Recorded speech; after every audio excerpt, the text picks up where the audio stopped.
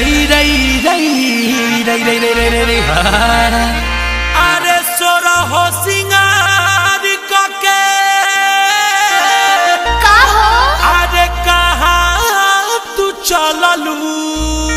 अरे तहरा का करे के बा? बोलो और बना के तनी अपू भाई से कहबा रिदम लगावे इला सोरा हो सिंगार के कहाँ तू चललू? सोरा हो सिंगार के कहाँ तू चललू? ऊंच नीच कोनो कर दी अरे इतना केकरा में हिम्मत का? सुनो यार हमारे तो जिके हो जाएगा छाती में पीतल भर दे। यार हमारे तो जिके हो जाएगा छाती में पीतल भर दे।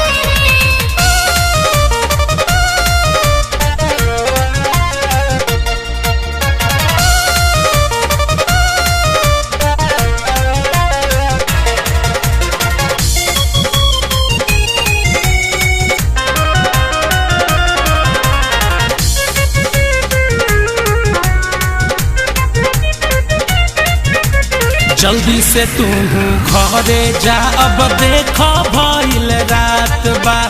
हमरा से कौन बोली रे गाना के औकात बा। मार तो मुहे तू दे। अनु हाँ जल्दी से तू घरे जा देखो भइल अब रात बा। अरे हमरा से कौन बोली रे गाना के औकात बा। सुन सुन सुन सुन का हो? अरे ई हटे बबिल भुवन के इलाका ओइसन ढेर देखनी। हई देख देखावा देखावा ई हटे बबिल भुवन के इलाका ई हटे बबिल भुवन के इलाका पाजा में कोनो पकड़ली।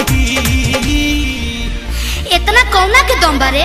अरे हमरा बारे तो सुन यार हमारा तो जिके हो लइका छाती में पीतल भर दे। यार हमारा तो जिके हो लइका छाती में पीतल भर दे। अनु अतना दिन बा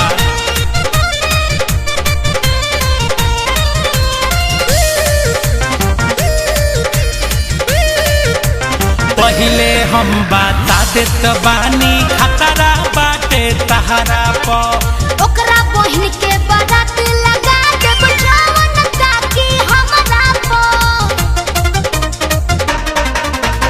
पहिले हम बता देत बानी खतरा बावे तहरा पर। अरे ओकरा बहिन के बारात लगा देब जवन ताकि हमरा पर। बुझाई?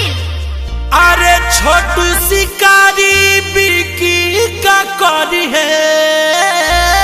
अरे बहुत कुछ हो। छोटू शिकारी बिकी का करी है? छोटू शिकारी बिकी का करी है? दहिया कोनो रगरती। दूर रहा ढेर मत बोल बुझाइलो कम बोल। यार हम